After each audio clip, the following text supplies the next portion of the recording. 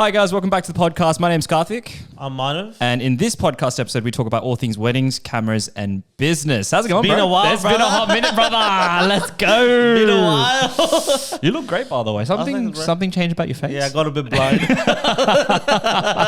I'm glad that you're in the official glasses gang now. So I think you'll realize that life's just better when you have better eyesight. No, I think it's just getting old things. As if you don't shoot with glasses on now. No. At all? It's only for like if I'm reading or like more like clothes, like if I'm on my laptop mainly. Yeah. But you can see the difference though. Not really, because it's weird. Like one of my eyes is like a little bit less, but the other one's normal. It's Imagine weird. you're just blind. No, but legit, like the one I look through the EVF, Right. like of the viewfinder of Right. the camera, that's fine. Right. The other one's like gone a bit weird. Yeah. Yeah, old people things, man. Can't relate, but anywho, so a bit to talk about. How you been? It's obviously been a hectic season since we started. Well, first of all, like you guys might know that this looks like a different place. Oh, we we're are addressing right this now. too? Yeah, Okay, sure. Change is great. Great. Yeah. So you'll see like our backgrounds change, and it's been a while since we've actually So where are we? a podcast. Where are we now? We're in my house. Oh, okay. But we're in my other house now. Like, because you got a lot of houses. Calm down. All right. Now, so we used to record in my old house garage, and now because I moved recently, so we hadn't set this up because obviously moving is a bit of a clusterfuck in itself. So That is it true. takes a while to set I up did help you everything. move. I remember that. Oh, thanks, man. Yeah, Yeah, yeah, appreciate it. Yeah. And didn't really end up doing much. But I fuck right off. I did several things. I helped in like 2-3 trips. Not the topic of discussion, but you are in a new house. yeah, so we're in a new place. This is where we're going to be shooting going forward. Man. And yeah, we might change up like a certain things because it's a bit like we just like set up like. To be honest, at initially, best, but- you'll probably see a light difference in the background, Yeah. but this is what it's going to be moving forward. Yeah, as yeah. far as podcasting goes, it's always typically been audio quality anyways. I don't know how many people actually watch the full YouTube videos, but that's a separate conversation. Yeah. That's exciting. How's wedding season been going since 2025 Hectic, started? bro. Hectic. It's been very hectic. How many weddings do you reckon you've shot so far? It's half a year gone by, and I would say at least like 2025. 20 or 25? there So somewhere, that's for extra 5 weddings Yeah, in between? somewhere in there. I don't know exact number. but Okay. somewhere around in there. Yeah. I've done, I think I remember looking at my hard drive. I think there was about 18 couples in there since the wedding, since this year began. But not every couple is a wedding. Some of them are pre-shoots for their weddings next year, but some of them have already had weddings already. So, but the exciting thing out of all of this, which I'm just skipping order of topics that I want to talk about, is I actually have officially no backlog anymore. Oh, congratulations! Yeah, it feels. Thank you. For any I can't relate. Yeah, you can't. For any non-photographer watching this, they're like, "What is such a big deal?" And photographers notoriously are known to have backlog. It's probably one of the reasons as to why delivery timelines are so long. But I officially don't have any more. That's what happens when you start doing no video. Yeah, and just do photos and just do one thing. Yeah. And also when you incorporate AI. So, I mean, not that this episode is proudly sponsored by, but it should be proudly sponsored by, in my opinion. Aftershoot, which is the baby that I've been using a lot. And I think you use it too. Yeah. But you've also used Imagen as well, right? I used to use Imagen for a while, and then you made me switch over to Aftershoot pretty much. I think You're you should welcome. be getting commission. You're at this point, bro. fucking welcome. Well, I mean, think about it, because I think just the pricing per image model for me was just not a big seller. I thought it was fine. Like when I was using Imagen, I was like, "Oh, this is alright. This is a few $100 every month or whatever." No. It's not a few $100 every month. There's a lot more. Come on, you'd be spending close to $1,000 depending on how busy you'd get. Now it's like way less. So, Bro, I mean, well, that's when you compare. but it I to mean, a having said that, subscription now the whole Aftershoot thing is it runs on your own computer. So correct. You don't. You gotta have to leave it open. Yeah, I mean, you have to yeah. have a decent computer for processing power and so on. But I feel like with like any decent laptop these days, like for example the Macs that we use and stuff, it's not a big deal. I remember getting this tip from, I think it was Joshua Huggett from Joshua Huggett Media. So shout out to him. Basically, I now have my laptop open when I'm coming home from a gig. I'll put my SD card in there, and then I'll basically transfer all the photos onto a hard drive, cull it, edit it by the time I get home in Sydney. Okay, and I'm not that bad. Like I don't need to like be that desperate. Oh, that I mean, wanna like, get no, shit done it's just. by the time I get home. Brother, I'm all about efficiency. Okay. So if I want to get home, and considering that we live in the corner of Sydney, where it's like anywhere takes about 45 minutes to an hour to get there, especially in peak traffic, you're probably going to want to maximize your time, right? Yeah. So for me, it's like, all right, cool. I'll just transfer all of that stuff and be ready by the time I get home, which is pretty cool. But no backlog. So how you? I mean, my backlog is usual. Like I mean, I've never really taken like super long to deliver anyway. Like Yeah, I've you're kind of right. just like been You've been okay. Whatever I normally quote in my contract, I normally end up delivering in that anyway. Yep, But yep. my backlog is always kind of like that, like, you know, like 1, 2, 3 months. It's always like that. Yeah. That's so fair. whatever's like a couple of months back, I'm editing right now, and then I'll deliver, and then it's always on time. I think I know how overwhelmed I get when I have a lot of backlog, and I think last year was crazy before I started using aftershoot, and now that I'm using it, brother, it is so good. Like I just know I can make a meal at home, and by the time I finish making that meal, my photos will be culled and edited. Your backlog is a bit too good right now, because I remember on the other day I went on KO just to watch some sports, and and I know you know how I got my KO, like it's on my PlayStation. So I'll take PlayStation on, I just go to watch some match or something, just put it on the background. And all I see at the bottom in the, you know, the friends list, there's one person online. This is like midnight or something. And I'm like, who the fuck is playing at this time? Then I go in there and there's literally this guy playing like Spider-Man or something. I'm like, that tells you that you got like zero backlog, bro. You know, life's great when you're playing Spider-Man at midnight and you're not editing photos because you're overwhelmed with deadlines and timelines. So yeah, I feel great. But in terms of like workflow, it has optimized a lot. I'll probably continue to talk about it. I might do a specific review about that later on. Maybe we can both go through how we use it. There are some update features that have been incredible since. I think that they now do skin retouching as well. I haven't tried that. Oh, I haven't either. But I've given it a try once, just for one image, and it's pretty cool. But I would probably only do that for like higher end shoots where I'm doing a bit more skin retouching if I had to, but I typically don't. Like, what are you telling me about what trips you've been on this year? Because I know you've been somewhere exciting for a photo shoot. Yeah, so I went to New Zealand recently. You're basically second place away from home, essentially. Pretty much, I pretty much go there like once every year at least. Yeah, so I went to New Zealand. It was like a pre-wedding shoot, actually. So it's not even a wedding. What a flex that you're... What a flex, yeah. I'll just casually go to New Zealand for a pre-wedding photo shoot. How many... If my couple's watching this, what a flex. What a flex. I will put this part up. Just to tag them.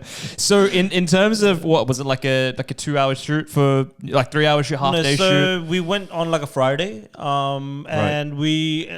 Like...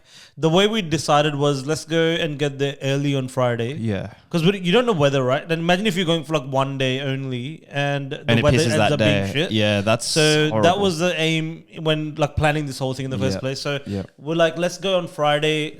I think we caught like a 6:30 a.m. flight on Friday from Sydney. Oh, you left early. Bro, I was out of home like 3 a.m. Yeah, you'd have to... Oh, that's shit. That's ridiculously early. Yeah. So we left on a 6:30 a.m. flight, and you know how the time goes back a little bit as well. So we got there probably like 11 or 10 or something like that. Right. Somewhere around there. Right. And then we decided to shoot that evening, just to schedule like a small 1 to 2 hour shoot in the evening. Sure. And I already had like sussed out a location that I wanted to go to. It was like a lookout, like on top of a mountain. You're like directory of New Zealand, I've realized. Like the amount of times you just have mentioned, oh, you got to go here, Bro, here. I think I've drove around that island. You've done New Zealand several times 6-7 times probably. Any couples who are very curious about New Zealand and how to do a photo shoot, hit up this bloke. This bloke knows a thing or two about New Zealand. So I scheduled this specific location that we went to. It's like a lookout. It was really nice. And we're like, all right, let's do like a small 1-2 hour shoot that evening, because we were a bit tired as well, you know. And then obviously the bride had to like book in a makeup artist and everything there too when we got there. Right. So we went up there and like it was pretty cold, because obviously we're gone like in the middle of winter. This is like June basically. Yeah. Like last month, right? Bride would have been shivering, I would imagine. Bro, yeah, and it was like probably like low, like, you know, 2, 3, 4 degrees most days, and and a couple of days it went into minus as well. Yeah. Like, you know, -2, -3 at night time. Yeah. No, I'm out. I'm out. It was proper, right? You know why? Because I remember I've shot in some pretty cold temperatures, and I remember the first thing that bothered me was actually my hands. It was my hands that went numb on the buttons, and I felt like I couldn't feel... Did you not take the gloves? No, I never shoot with gloves. Because, bro, it's slippery and shit. Nah. I like to be... What do you mean slippery? No, as in, I can't grip my camera. You know when you have like a behemoth of a camera. Shout out to the Canon R3. I mean, it's not easy, fair enough. Like, and then gloves just make it slippery to actually grip everything. No, so what I did was I had like a thermals on. I had like a proper backpack jacket on. You were like proper. I had gloves on. I had beanie on. while my couple was just like wearing basically like like just a normal dress. The chick, the guys in like a suit, they're like just shivering. You'd be bro. such a dick if you were to say, I was guys, like, hold on, guys, one more. You'd be such a dick to be like, guys, I'm feeling so warm. I feel like we can do this forever. I think I was. I think I said a couple of times like, oh, it's a beautiful weather. You're such a dick. I would imagine it's such a difficult thing to shoot in conditions and still look beautiful at the same time. Like, mind you, guys will typically wear what, like a coat, blazer, right? As far as a pre-wedding or engagement session goes. Most chicks would typically wear a dress. And most dresses are usually exposed with skin and all of that jazz. And it's, bro, you're shooting when it's basically snowing. Yeah. Brother, I don't know how anyone's expecting. So you're trying to look aesthetic, obviously, because the photos you want aesthetic. Without, like, while you're freezing, basically. Like freezing your ass off. That's hard. Yeah. That is so really we got difficult. there, like, pretty cold. I would say it was probably like somewhere between like somewhere between 5 to 10 degrees. That's right? crazy. And literally half an hour, 40 minutes into a shoot, it started snowing. That would be sick for photos, though. But photos turned out That so would be sick for photos, though. Yeah. Really happy with what we got, but bro, we had to like take a lot of breaks as well, because like we'd be shooting for like 10, 15, 20 minutes. I mean, we only went up there for like an hour, so we shot for like 10, 15 minutes. Yeah. Came back to the car, just sat inside, pumped the aircon, right? That bad. Yeah. Then went back out again. I think we did it like maybe twice this. Holy shit. Yeah, but like as the shoot like progressed, it snowed more and more. Okay. So like you can kind of see like it starts off like just normal, and then everything just becomes white, like. That's mad. Because we both have done New Zealand shoots. Mine was arguably like a month and a half before yours, just before winter had hit. We didn't obviously get any snow, but we got some beautiful conditions. Amazing. You were like I think you went in autumn, right? I think And in terms of the actual weather type, it was just sunny days, and that was beautiful. I mean, I was still cold. Yep. So if I was cold, I can only imagine what you would have gone through. But New Zealand is underrated. Not me, my couple. I had like layers on layers, bro. I had gloves on. I'm like, I gotta press a button. Yeah. Shout out to those guys for being shout out. Yeah. Good job. Mad troopers to enjoy. They had like a fireplace in the hotel on the way back at night. I'm like, oh, that's probably all they did. As soon as they got back to the hotel, just pumped the fireplace, bro. So you spent 3 days with this couple immersively. Yeah. Immersive 3 days back to back. Because we did that first day. The second day was a longer day. Right. So first day we drove maybe like half an hour out from where we stayed. Second day, bro, we drove for 6 to 7 hours. What? This is an interesting conversation that I just thought of. What do you think? Because I know we're built in a particular way, and I don't know if you know where I'm leading this conversation, but 100%. And I'm being very PC while saying all of this. Okay. But how do you do it in the sense that I love what I do. I love photo shoots. I know that you do you enjoy cameras and taking sick photos. I can't. There gets to a certain point of time during a day where I can spend with a couple. Now, a wedding is a full day if you think about it. Beyond that, I just get kind of like, when your social batteries just drain. Because being a photographer, brah, you got to be a particular person. Your energy's got to be something. The way you project has got to be something. The way you are like hyped all the time has to be something. I get very like, oh, I'm so flat. Like does that happen to you? I would say typically when we're shooting weddings here, I don't know, because like I feel like your energy levels usually way higher than mine normally throughout the day. I kind of just like conserve it and just like play the long game. You're like when you open up an iPhone and you go low power battery.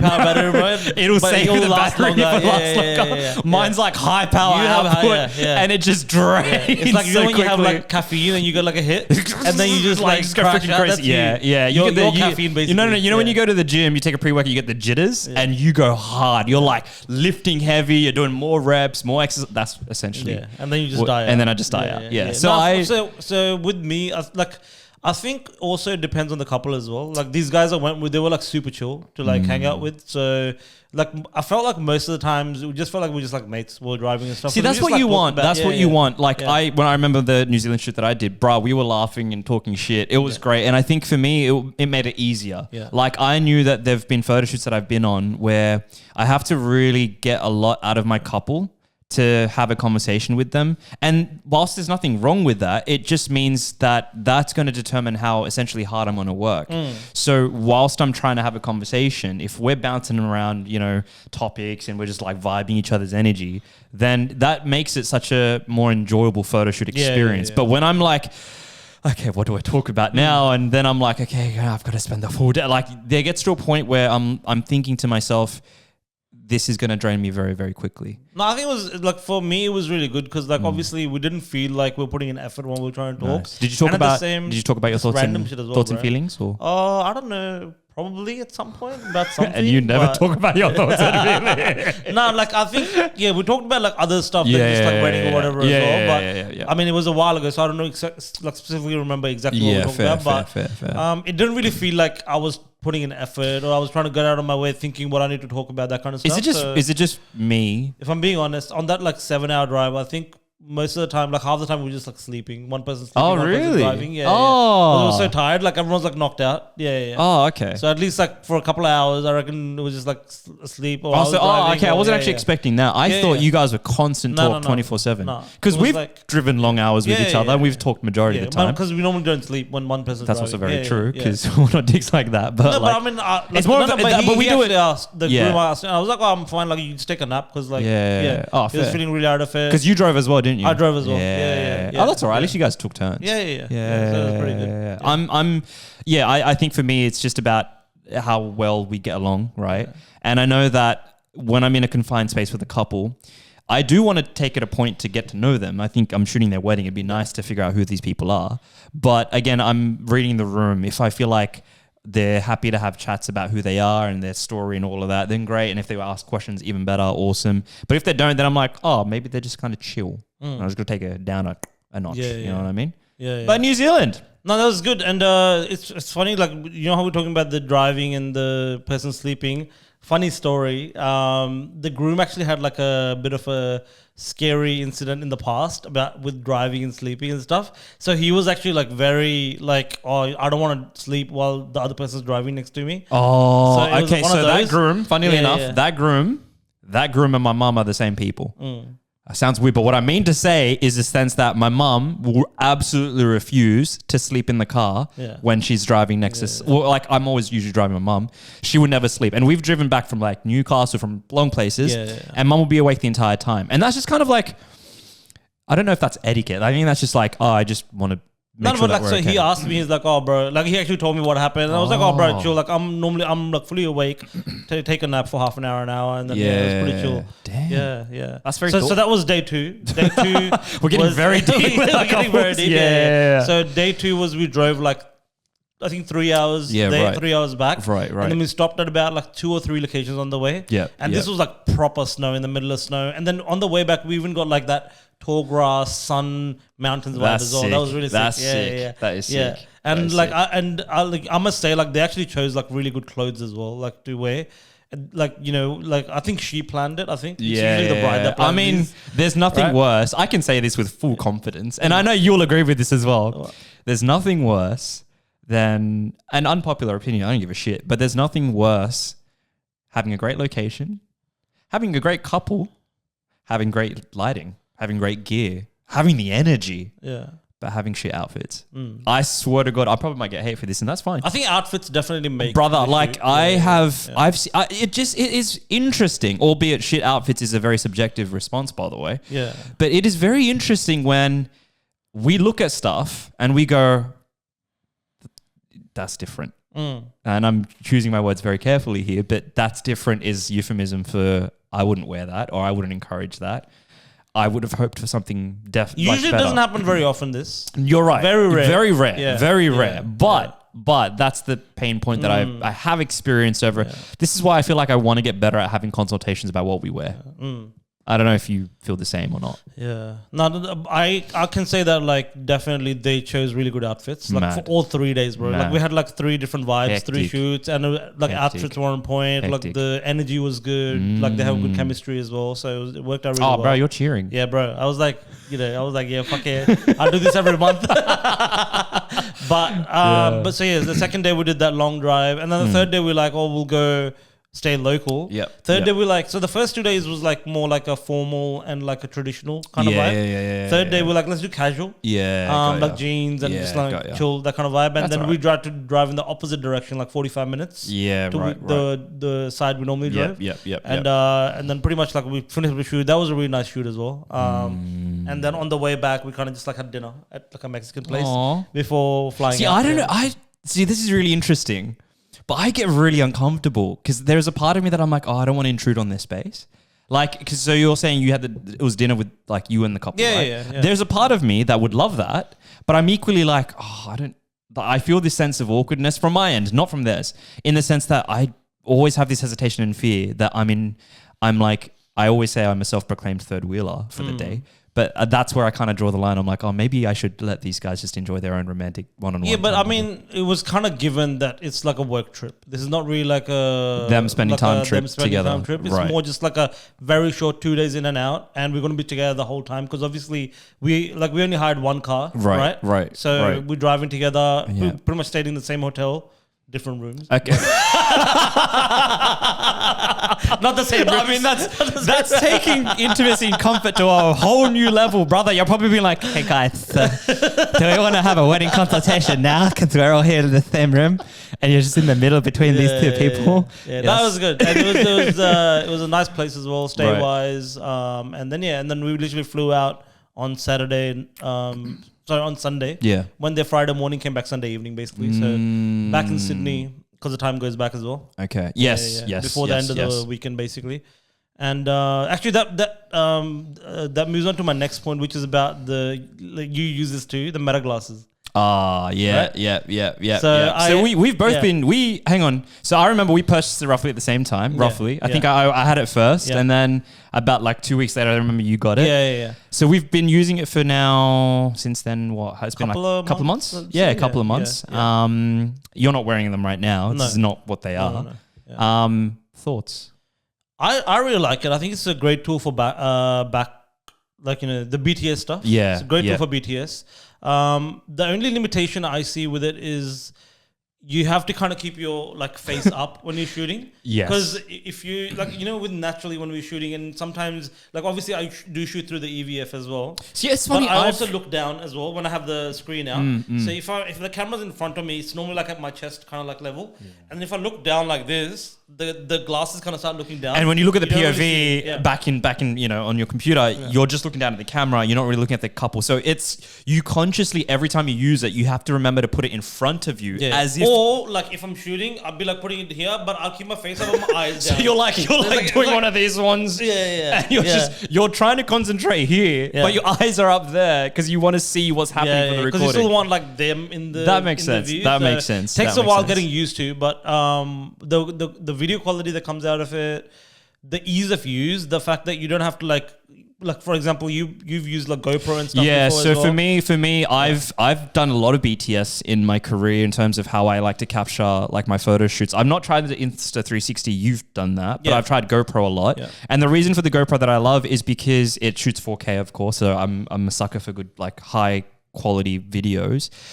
It also shoots vertically when you mount it to your shoulder or chest strap or something like that. And the audio quality is pretty decent as well. And you can record up to like 40-45 minutes at a time continuously. It'll probably drain a battery and then you replace it. Mind you, the audio quality of Meta is really good. Yeah, actually, I will say that the audio quality of Meta, never had a problem with. The only limitation it has is that it's going to give you, I think, vertical only. Video. Correct. Yes. And correct. It's 1080p, so it's not like 4K. And that too, 1080p. I think the ratio is 4:5. Yeah. So when you crop it for 16:9 for Insta Reels or you got to TikTok, cut out a little bit on each you side, will zoom in the footage, and again, you will probably be cutting out a little bit of that resolution. Yep. If you're a stickler for that, then it may be problematic. But by the way, if you're just doing it for documenting your BTS content, then virality has never really been dependent on amazingly like great ratio or great or shot even 4K. video quality. To be honest, like people normally just share like 720 or 1080 on phones. Can confirm. Like that's totally like fine to shoot. Can for confirm. phones. And again, because we're viewing everything from our phones anyways, it doesn't have to be as like crisp. 4K detail. But also, I think the relatability from the BTS aspect of it is that it's so raw. And I know what's trending a lot through social media is that raw content, that BTS, which is also why content creator roles have been such a popularized job in the last several months, and it's going to continue to grow that way. So I think when the Meta glasses came about, it really introduced a space where you're just getting the behind the scenes and you're really seeing the holy shit, this is what it is actually like to shoot a wedding.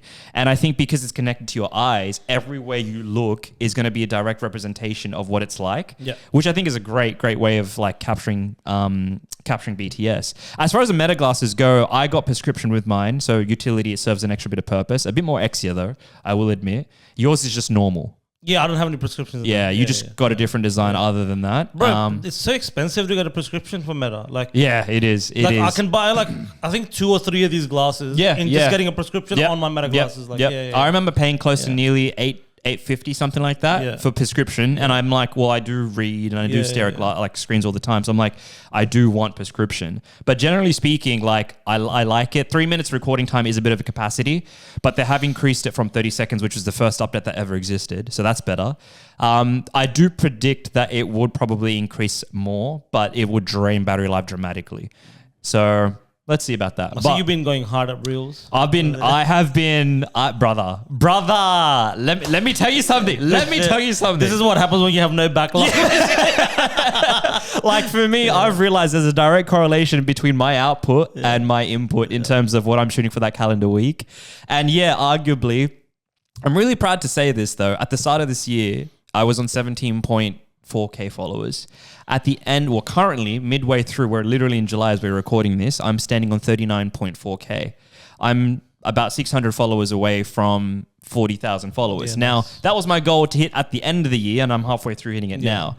So whilst this is I'm not trying to have a conversation on vanity metrics, which I acknowledge isn't the be all and end all, but it does help with awareness and it also like conversion. encourages you as well to do more. If you it's a general thing. If you're getting good feedback, that you like the fact that you're like getting followers, you're growing on social media. Absolutely. It gives you more motivation to create. Yeah, credibility was also instilled as well when you realize that people are more inclined to book you because you have some sense of social presence. Again, Joshua Huggett, I'll probably keep talking about this guy every now and then. The bloke's killing it for BTS and he's on 200K followers, which I'm not saying, by the way, that determines how successful your business is. I've never said that. I will never say that. But I will say you happen to create great brand perception and value, but you also happen to show that you have an authority within this space. And that's what couples really want.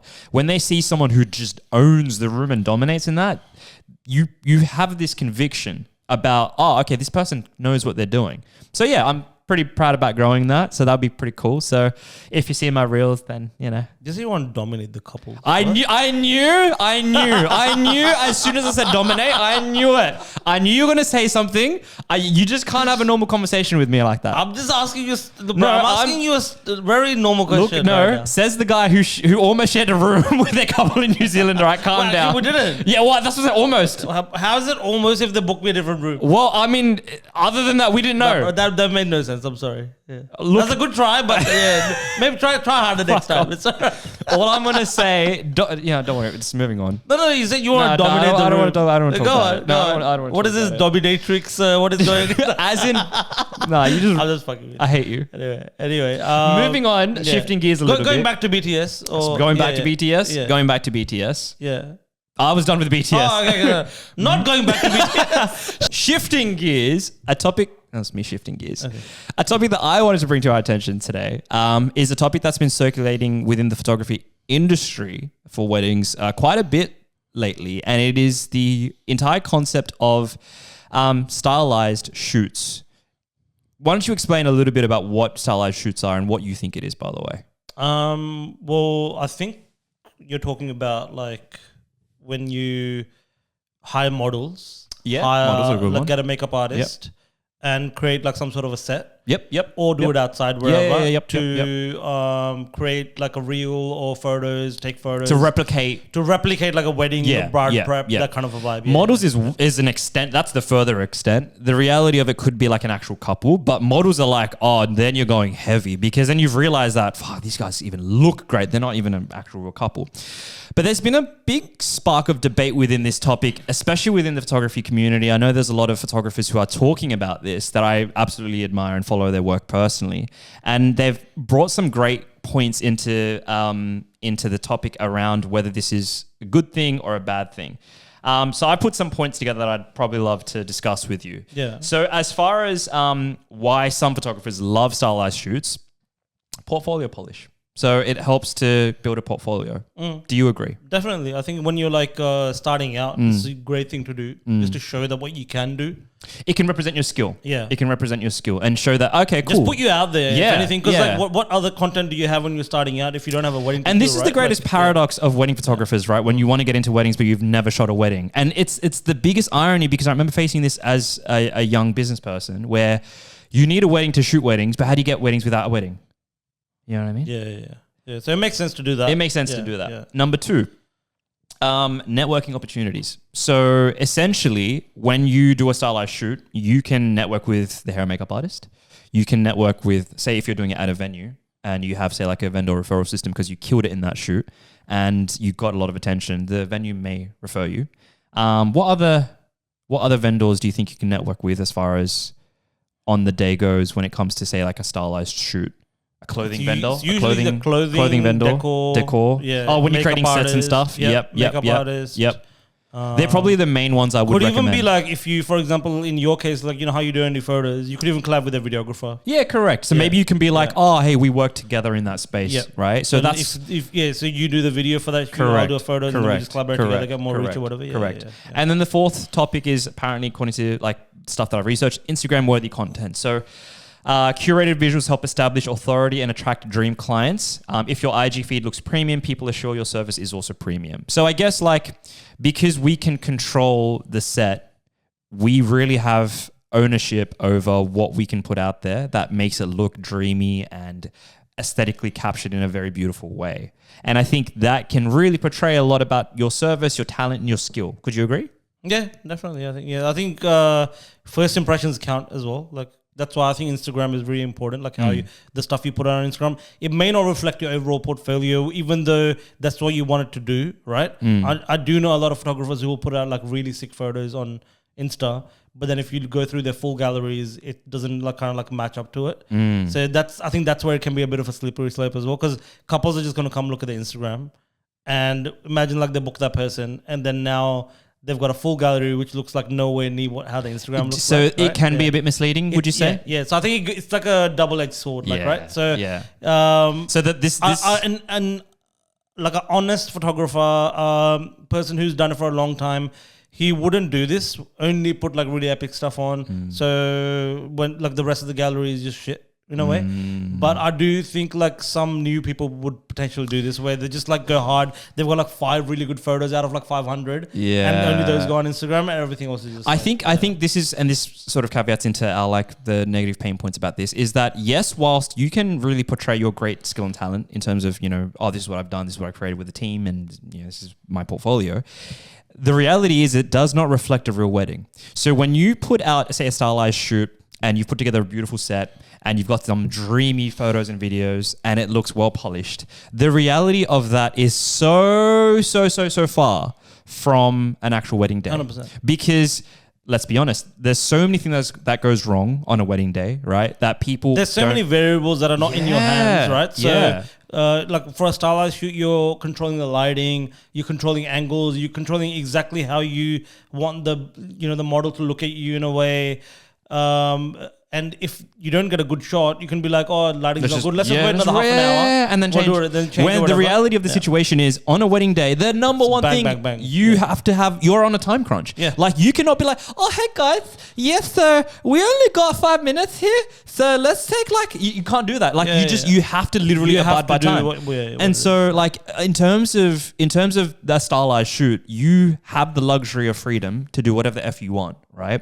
And I think when you portray that on your portfolio and people go, oh, this is so dreamy, and they really think that they're going to get the exact same, cookie and cut template in terms of like, this is what I'm going to get, there can be some sense of false misleading advertising to that. And I think you need to caveat as a photographer by saying, hey, just FYI, this was a stylized shoot. It wasn't a real wedding. So I know there are some like, say, but then it's like at that point you're just trying to get work. So you know what I mean? Like it's a. But I think it just comes down to authenticity and honesty. Yeah. So if I say, for instance, if I don't do a stylized wedding shoot, say I do a stylized post-wedding photo shoot only. So it's just the couple in some decked out outfits and we treat it like a post-wedding photo shoot.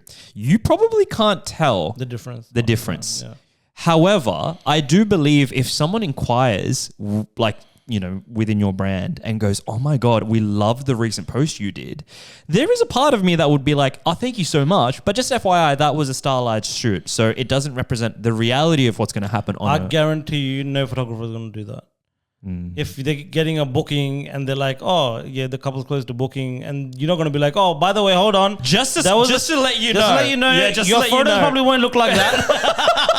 that was a stylized shoot. The bride and groom were perfect from this get-go. Like, as soon as we were there for the post-wedding photo shoot, they were ready to go. Whereas all the outfits were thought about. Everything was thought about. Yeah. And I think I see where you're coming from, but I don't think that's going to happen with anyone. And again, this is probably the debate. And that's where it's like a slippery slope. This is where the debate comes from. It's like, is it really a good idea? The other pain point is, there's two things. Number one, ROI and saturation. So ROI in the sense that, can you guarantee any sense of work in a stylized shoot after you do something? Generally speaking, I'm asking you, do you think you are guaranteed any level of work after you put something out? I mean, you're not guaranteed anything. Absolutely not. I agree. Even after you put a few weddings out, you're not guaranteed I also agreed. Brother, I've been pumping reels just for context. Again, it doesn't mean shit all. Like, let me just be very clear. So as far as it's like a stylized shoot goes, I agree in the sense that you can create this amazing content. The reality to see whether that was successful is very subjective, because define success. Are we looking at, okay, successfulness based on how many weddings you convert from that shoot? Well, one, you'll never know that. Because you can't be like, are you booking me because of this stylized shoot? And number two, just because you put out some banger stuff doesn't mean your influx and inquiries is going to go up either. So it is very difficult to get an ROI on that. And the other thing is oversaturation. Brother, how many times when you first started, like every other business that exists within this space, and you notice that, oh yeah, they're doing a collab shoot, right? Or they're doing a stylized shoot. There are people in the industry who've been shooting for 20 years and are still doing stylized shoots. So it's a never-ending scene. I literally got asked about one today. I'll tell you in the car when we go to the gig. And it was so funny because I'm like, yeah, all right, I'll be down for it. Now this is my 8th year and I'm still doing it. Yeah. So it is oversaturated, but doesn't mean people are going to stop creating though. Yeah. No, it is what it is, man. Like you got to get work how you got to get work, especially when you're new. You don't have any other options as well. So anyways, if you guys like this episode, please follow us on our YouTube channel, Spotify, Apple Podcasts, all those good things. We're hoping to put out an episode every week, hopefully going forward. Yes. Now that we have this new place sorted. Correct. Let us know what you guys would like to talk about. If you guys are photographers, you want to learn something, or if you guys are couples and you want to know more things, slide into our DMs. Till next time. Peace.